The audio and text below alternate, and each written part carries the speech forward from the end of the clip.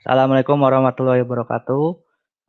Selamat pagi untuk semuanya. Salam sejahtera untuk kita semua.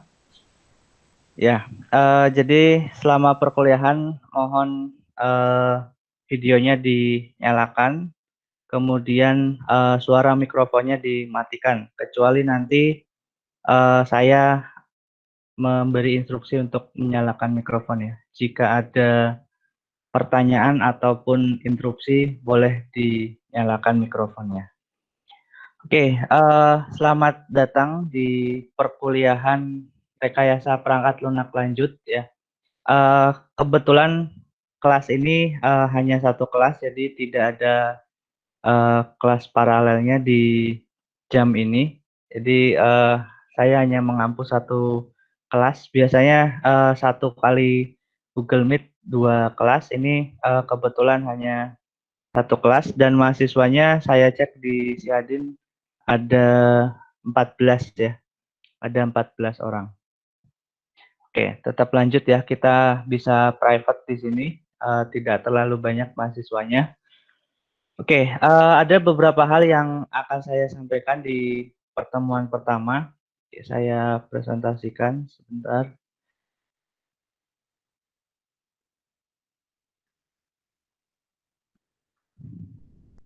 Sudah muncul di layar belum ininya? Sudah, Pak. Sudah, Pak. Sudah, Pak. Oke, sudah jelas ya. Oke, jadi di pertemuan pertama ini ada beberapa agenda yang akan kita bahas di pengenalan RPL ya.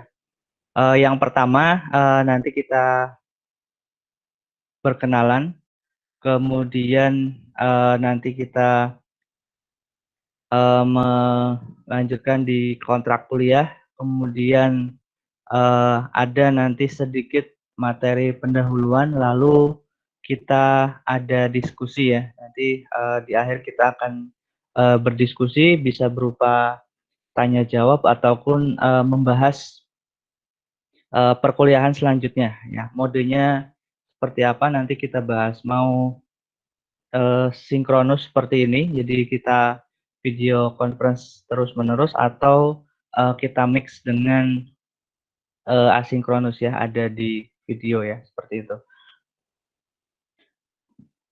Oke, ini agenda perkuliahannya. Nanti saya tambahkan diskusi. Jadi apa tujuan perkuliahan dari RPL lanjut, kemudian kontrak kuliah ini berisi penilaian-penilaian, kemudian aturan-aturan selama perkuliahan online yang kita laksanakan selama 1 semester ke depan. Kemudian referensi yang digunakan untuk perkuliahan ini apa saja. Lalu ada silabus ya. Silabus ini sub pokok bahasan yang akan disampaikan per pertemuan. Seperti itu. Oke, itu agenda hari ini. Oke, sebelum ke tujuan perkuliahan, di sini saya perkenalan dulu. Sebelumnya belum pernah saya ajar ya semua ya. Mbak, belum. Belum, Pak. Ya. Jadi ini pertemuan pertama kita di satu mata kuliah ya. Kebetulan mata kuliahnya rekayasa perangkat lunak lanjut. Ya, di sini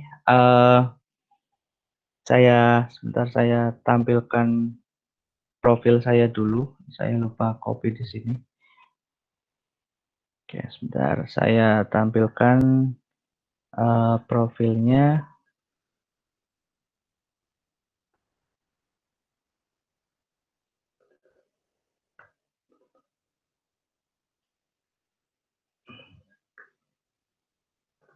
Ya, untuk profilnya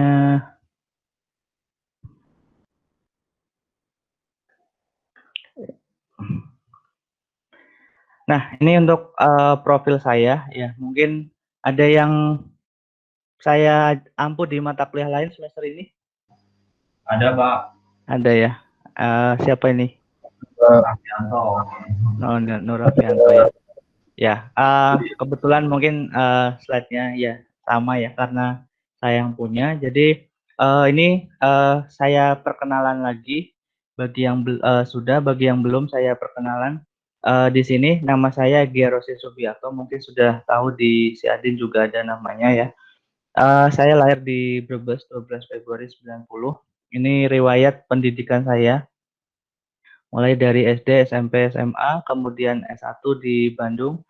Lalu pernah magang juga di PT Dirgantara Indonesia ya, penerbangan atau di pesawat. Kemudian setelah lulus kuliah saya ke Semarang bekerja di PT Eurodesign di sini, eh, di perusahaan furniture di daerah Tambak Aji ya, kawasan industri Tambak Aji. Mungkin yang daerah Semarang Barat tahu daerah tersebut. Kemudian selama kuliah itu saya melanjutkan kuliah juga di Udinus S2, Magister Teknik Informatika dari tahun 2012.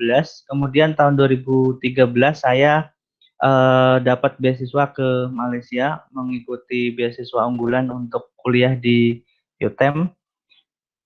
Setelah lulus dari Malaysia, saya mengabdi di program studi Teknik Informatika Udinus dari 2014 sampai sekarang ya. Kurang lebih sudah 6,5 tahun saya di Udinus.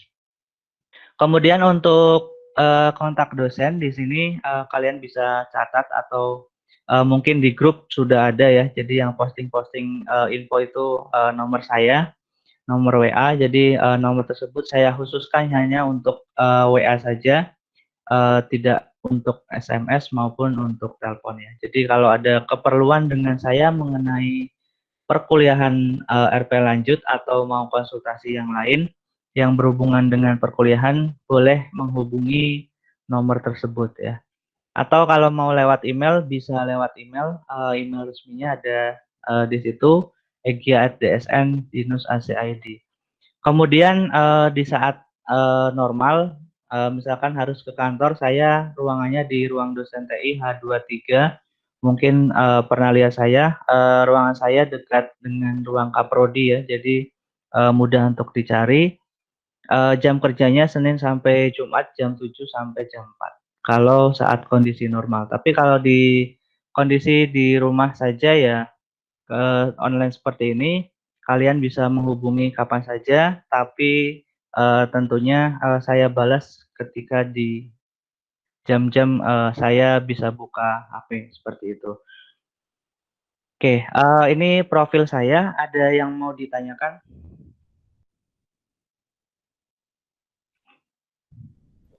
Tidak, Ya, Pak. oke, cukup ya. Saya kembali Tidak ada, ke Pak. slide yang satunya.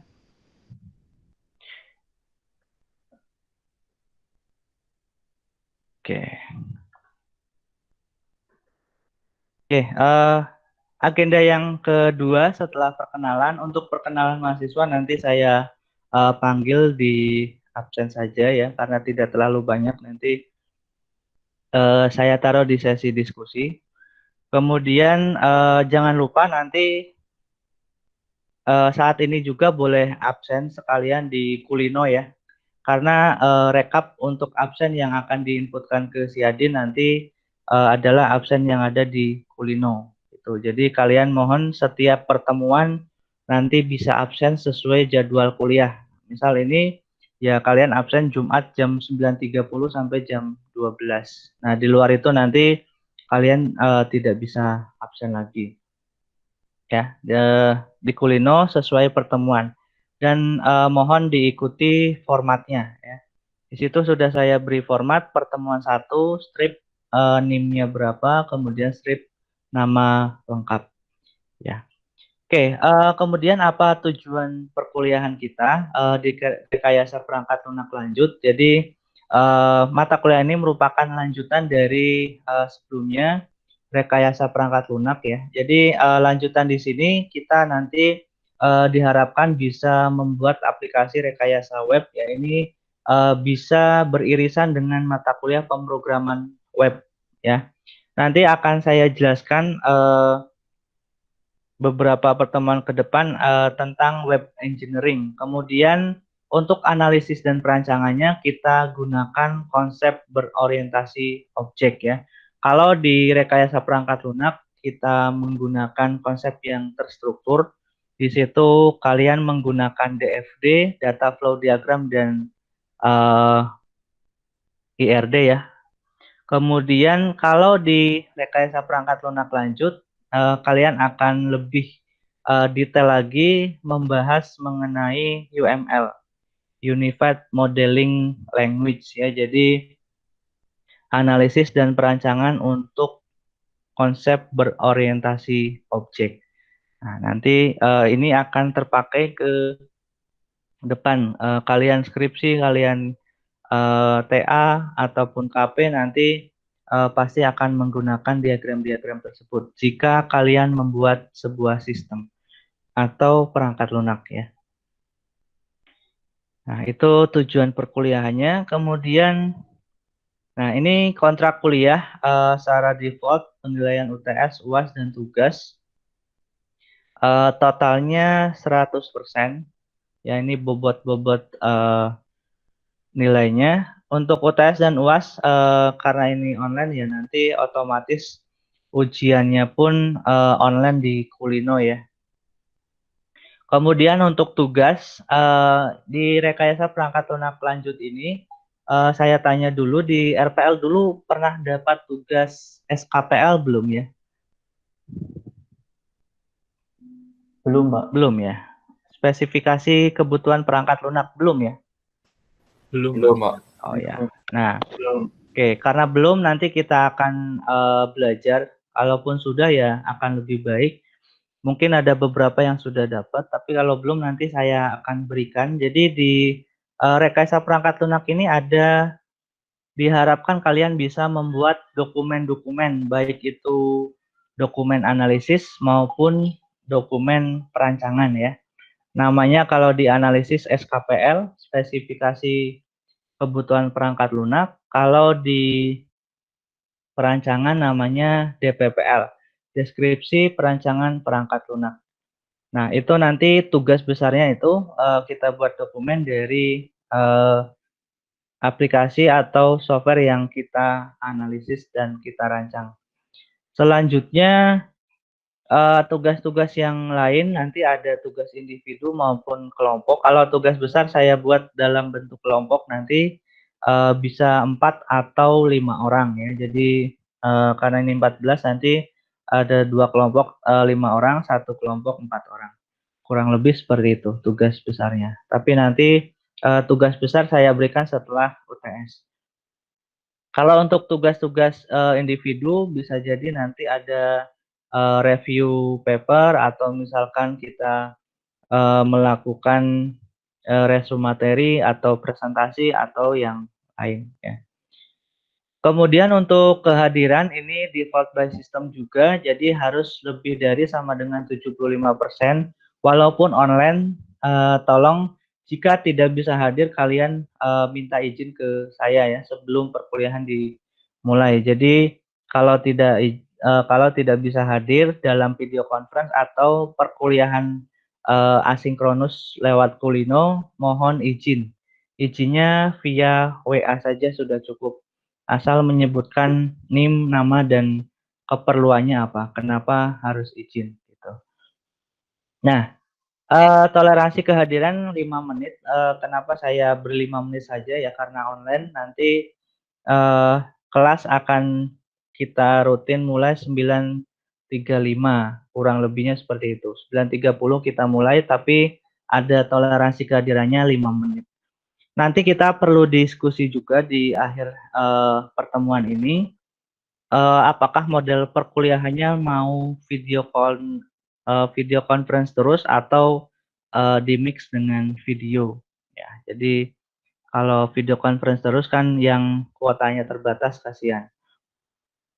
Kemudian ada aturan dilarang melakukan plagiat pada tugas besar. Nah ini sudah jelas ya. Nanti tugas besarnya tadi sudah saya jelaskan membuat dokumen SKPL dan DPPL. Lalu wajib mengikuti responsi tugas besar dan presentasi. Nah ini wajib dilakukan karena nanti online maka presentasinya pun online. Bisa lewat Google Meet, bisa lewat Zoom atau bisa lewat rekaman video yang dikirimkan.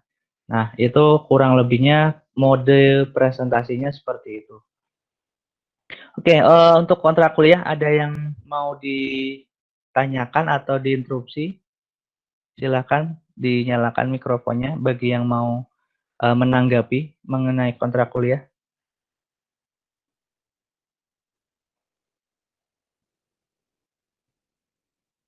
Halo? Tidak, Pak. Jelas, Pak. Sudah jelas ya? Sudah, Pak. Oke. Jelas, Pak. Oke, siap.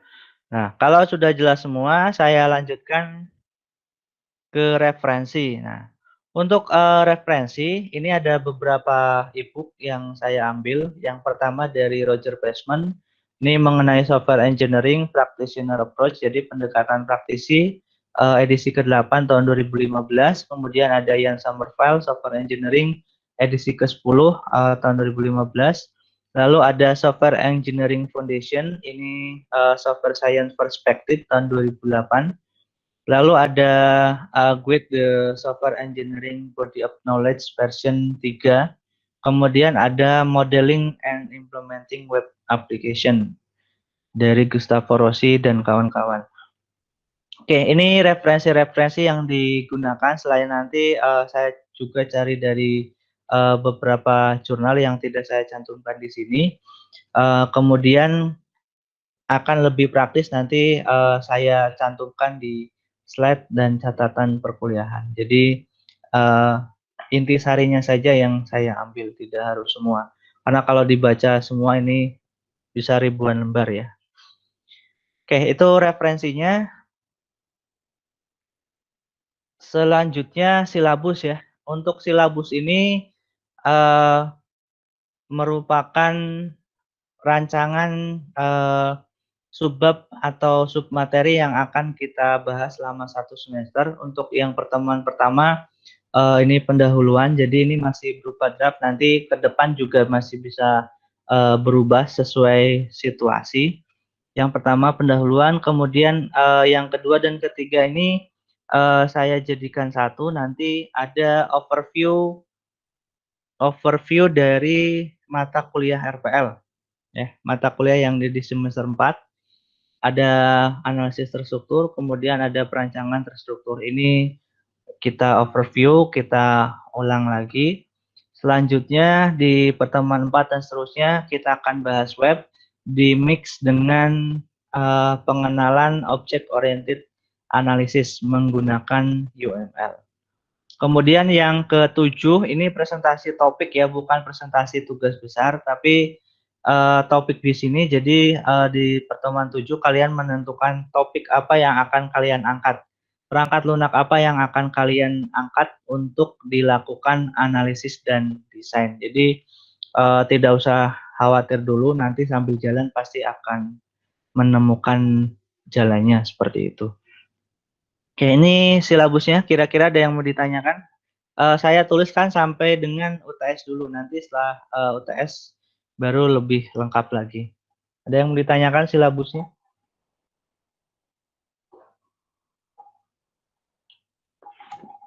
Nggak ada ya? Tidak ada, Pak. Oke.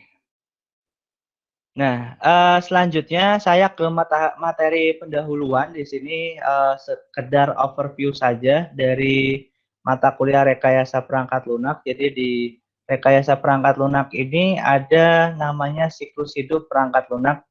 Nah, kenapa harus saya angkat? Karena ini merupakan dasar dari pengembangan perangkat lunak ya, hubungannya dengan rekayasa perangkat lunak. Nah, software life cycle activity atau siklus hidup pengembangan perangkat lunak. Nah, ini saya tampilkan dalam bentuk gambar. Kalian bisa lihat ada dua bagian, sebelah kiri dan sebelah kanan. Sebelah kiri ini tahapan ya, software development step atau tahapan pengembangan perangkat lunak. Kemudian yang sebelah kanan adalah developer roles atau peran dari developer.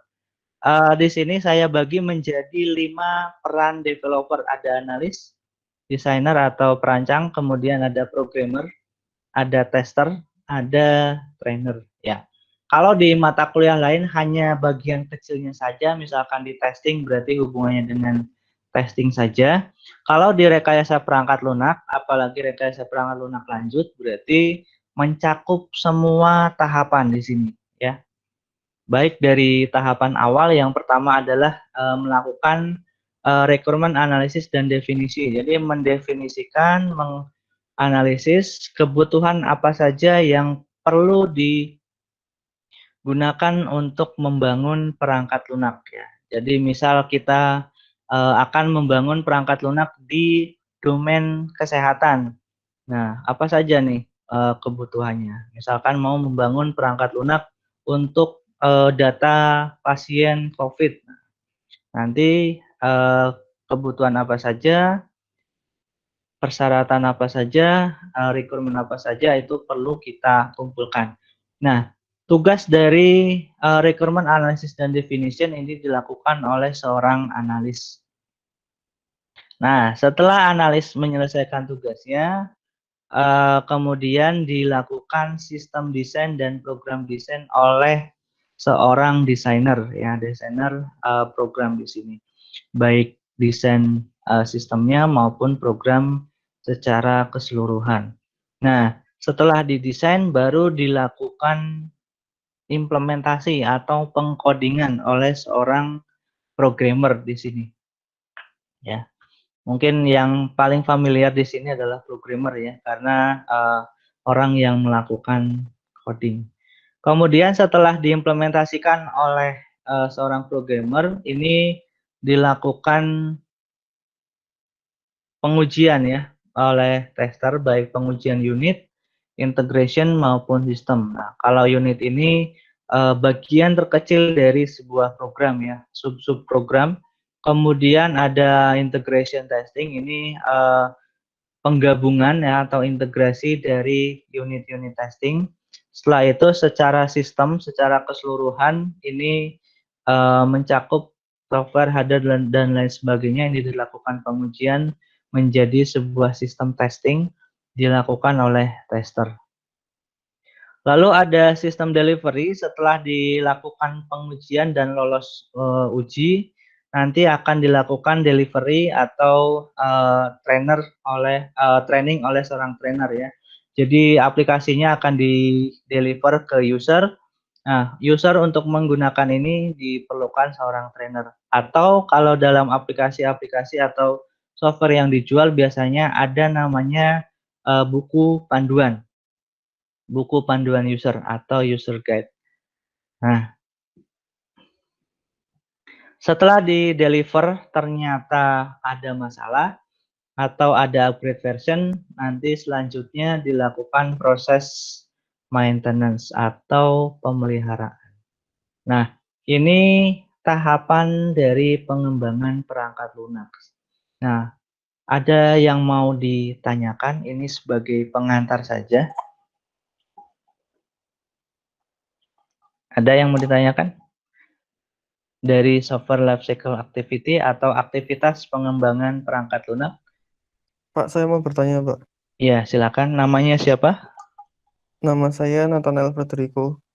Pak, saya mau bertanya itu Ya, yang di gambarnya itu kan ada arah panahnya itu, Pak. Lah itu saya agak kebingungan. yang arah Eh, panah semua.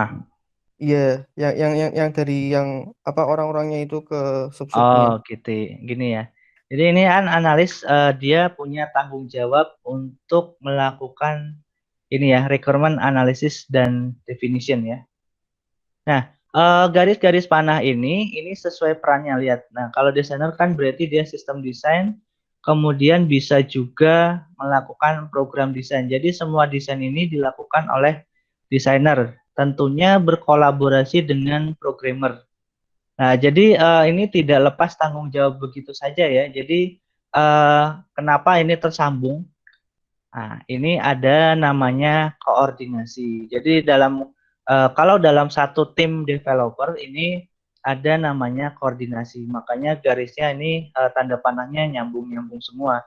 Tapi kalau dari perannya bisa kita lihat, trainer ini bisa delivery, kemudian dia memberi masukan mengenai maintenance. Maintenance-nya dari sisi apa? Misalkan yang di maintenance dari sisi coding, maka nanti akan diberikan koordinasi dengan programmer. Nah, makanya di sini ada tanda panah hitam-hitam ini merupakan jalur koordinasi gitu. Jadi analis bisa berkoordinasi dengan desainer, bisa dengan programmer, bisa dengan tester, dan bisa dengan trainer gitu. Kalau dari fungsi masing-masing peran dari developer ini, ya ini sesuai garis ini. Analis di requirement analysis dan definition, desainer khusus untuk mendesain, programmer lebih ke implementation, tester lebih ke testing, 3 testing ini, kemudian trainer delivery dan maintenance. Bukan berarti trainernya yang melakukan maintenance ya, tapi ada jalur koordinasi di sini. Maintenance-nya bagian apa? Karena maintenance ini mencakup keseluruhan ya. Ya, bisa dari sisi analisnya diperbaiki analisisnya, kemudian dari desainnya di maintenance juga bisa. Misal tadi warnanya aplikasi awalnya warnanya biru, kemudian diubah menjadi orange. Itu kan ada peran dari desainer. Jadi developer ini satu kesatuan atau satu tim. Seperti itu ya.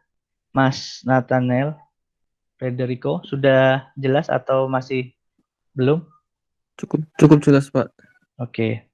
Oke, terima kasih. Yang lain ada pertanyaan? Pak, saya mau tanya, Pak. Ya, silakan gantian satu-satu. Oh.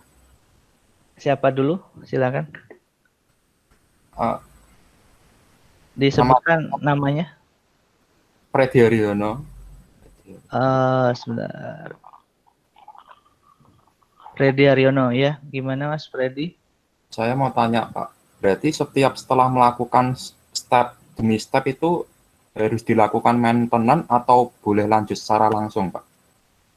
Di tanda panahnya kan setelah melakukan misal requirement analysis dan definition, Ya. Dilakukan maintenance terlebih dahulu. Bukan. Itu jalur koordinasi. Bukan berarti melakukan yang lainnya. Jalur koordinasi antar developer.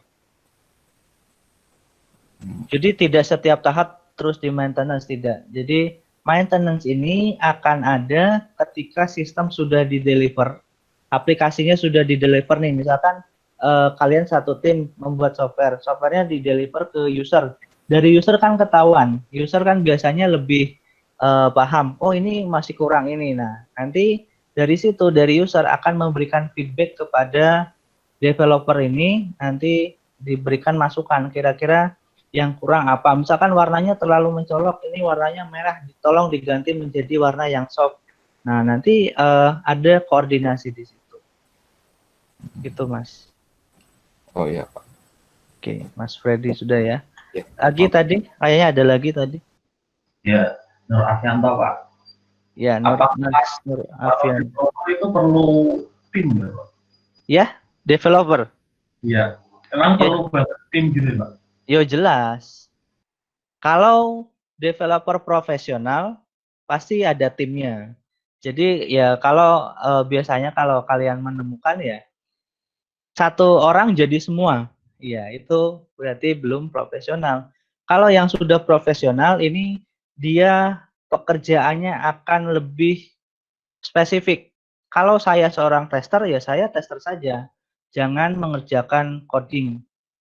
Gitu. Jadi developer di sini harus berupa tim dan perannya beda-beda. Jangan sampai satu orang double job lah, istilahnya seperti itu. Kalau misalkan satu orang pegang semua, ya berarti masih level belajar saja. Gitu. Kalau sudah profesional, kalau kalian terjun ke dunia industri software, pasti di situ ada macam-macam peran. Bahkan programmer pun terbagi, ada programmer web, ada programmer mobile, ada programmer misalkan back end-nya, ada programmer front end-nya.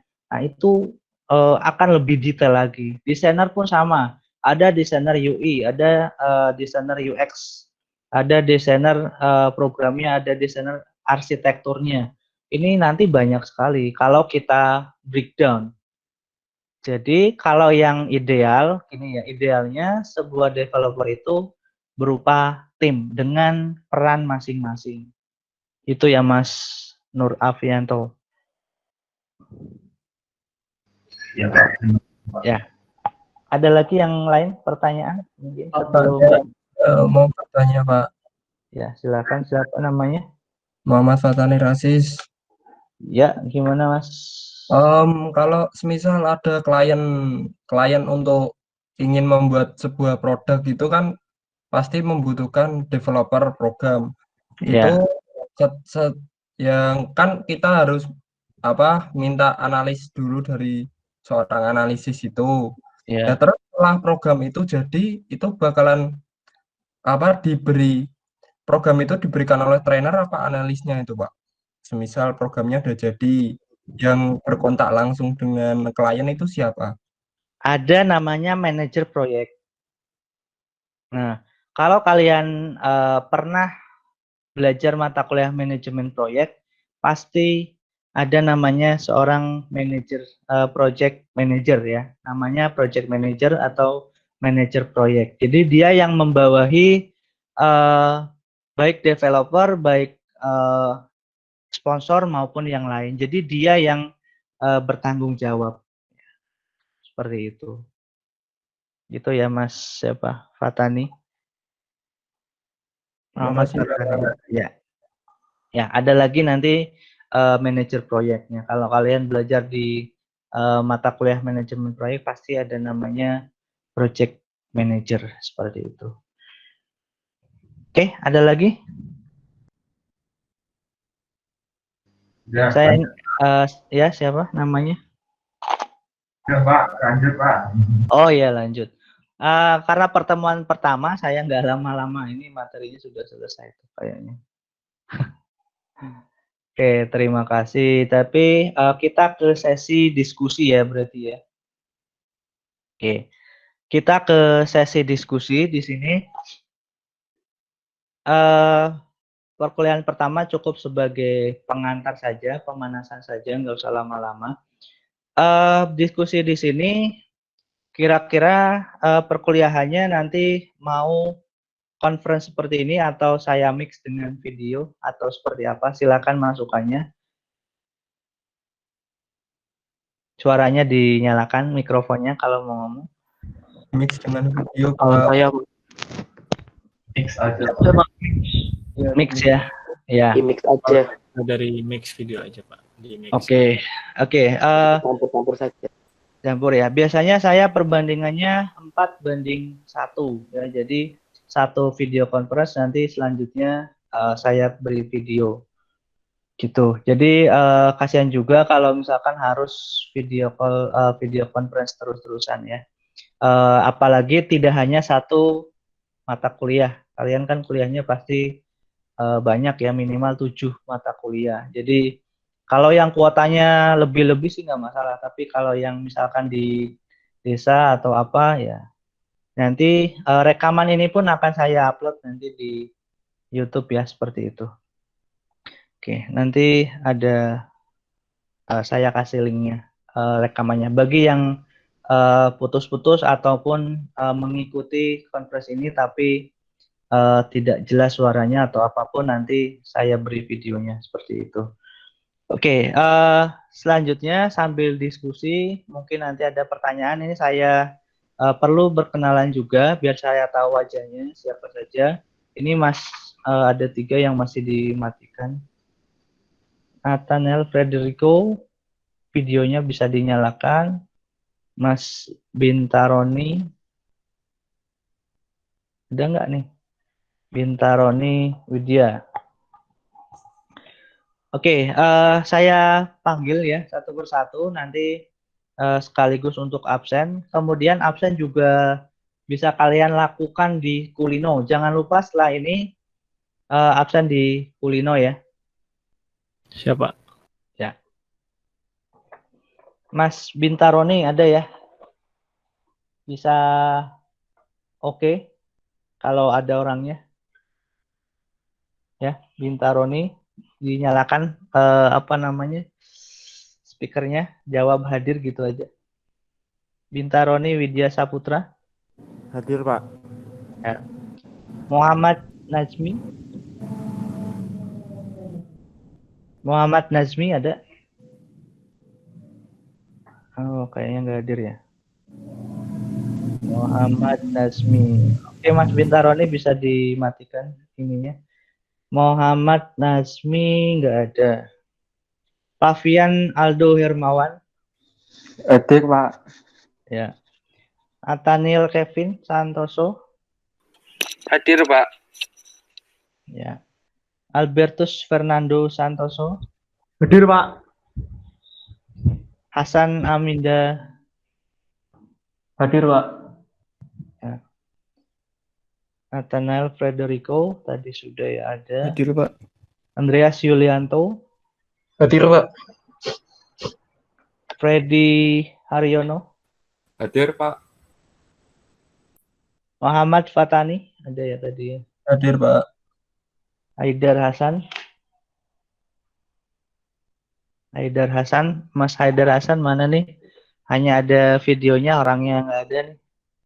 Haidar Hasan Al-Fatih. Orangnya ke kamar mandi kali. Seng Wilhan Putra Sunjaya. Iya. Nur Afianto. Ya. Adentia Elmas. Hadir, Pak. Oh iya. Ini kayaknya YouTuber nih. Peralatannya lengkap. Alhamdulillah, Pak. Ya. Oke. Mas Haidar nih belum absen nih. Orangnya kemana hilang. Videonya mengarah. Ini ada nih. Mas Haidar hadir. Bisa dinyalakan mikrofonnya. Haidar. Wah, malah keluar. Oke, hadir ya, tapi mungkin koneksinya ya. Nah, Iya. seperti ini yang saya takutkan ya. Kalau misalkan koneksinya tidak lancar, tidak jelas, nah nanti kasihan teman-temannya juga. Ya. Oke, ada yang mau didiskusikan lagi selain tadi. Jadi sudah deal semua ya. Nanti saya mix dengan video, berarti pertemuan depan saya buatkan video penjelasan saja, kemudian nanti absen di Kulino, instruksinya saya sampaikan di WA, gitu ya. Sudah sepakat semua? Ya. Iya, Pak. Ya, jangan sampai nanti di sini sepakat tapi di belakang, wah dosennya nggak mau video conference. Jadi gini, nanti setiap ada misalkan kalian mau video conference, mohon usul saja Pak, kita pertemuan ini video conference saja biar kita bisa bertemu gitu ya. Jadi di sini saya fleksibel, tidak harus video conference terus-terusan, tidak harus video terus-terusan. Jadi kita mix saja biar kalian nyaman, saya pun nyaman ya gitu. Jadi terbuka saja, nggak usah malu Pak. Kita harus video conference, silakan. Kita harus diskusi atau temu kangen istilahnya seperti itu. Oke, saya akan jadwalkan gitu ya. Oke, sudah jelas pertemuan pertama ini. Ada yang mau disampaikan lagi? Sudah, Pak. Nanti kalau tanya-tanya harus jam kerja dan Senin sampai Jumat atau Enggak. boleh? Sabtu Minggu boleh kalau mengenai perkuliahan ataupun yang lain. Cuman balasnya saja ya. Kalau misalkan di jam kerja mungkin saya akan respon dengan cepat. Tapi kalau misalkan di luar jam kerja ya pasti akan saya respon. Cuman waktunya belum tahu. Gitu aja ya.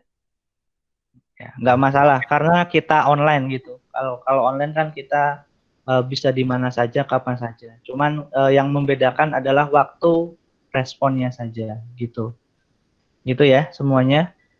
Ya Pak. Oke, ada lagi yang lain? Mas Haidar kayaknya susah sinyal ini. Tidak masalah. Nanti untuk selanjutnya kesepakatannya dengan yang lain adalah saya akan buat video rekaman untuk materinya, kemudian kalian akan memahami lewat video. Nanti kalau belum jelas bisa ditanyakan selanjutnya seperti itu. Oke, ada pertanyaan lagi? Pertemuan pertama cukup kalau tidak ada yang ditanyakan. Itu? Ada lagi? Saya tunggu.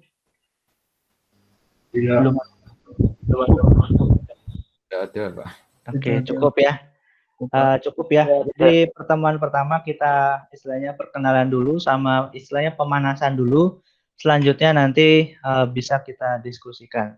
Tolong komunikasinya lewat grup ya. Atau misalkan ada hal pribadi boleh japri ke nomor WA saya. Sebutkan NIM, nama, dan keperluannya. Oke, saya cukup ya hari ini. Cukup kuliahnya. Nggak usah lama-lama. Kurang lebihnya saya minta maaf. Selamat pagi menjelang siang. Wassalamualaikum warahmatullahi wabarakatuh. Waalaikumsalam. Waalaikumsalam.